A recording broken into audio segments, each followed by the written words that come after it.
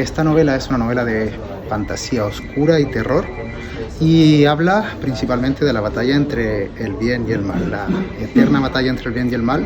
y el mensaje que pretende entregar es que no todo lo malo es solo malo y que lo bueno no simplemente es lo bueno, o sea, hay matices, hay grises, hay consecuencias tras acciones y que pueden explicar un poco que el bien puede tener trastornos y obsesiones en busca de, por ejemplo, la perfección, se puede desviar y pueden salir cosas muy malas de allí. Y así como en la parte mala o en el mal,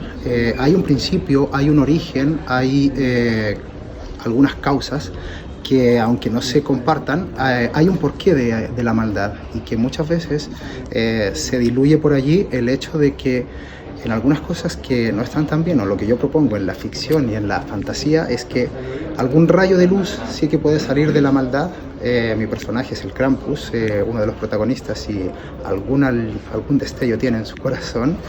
Y de un lugar tan santo como es la casa de Santa Claus, también puede esconder obsesiones o desequilibrios que pueden desentonar o llevarnos a una parte negativa.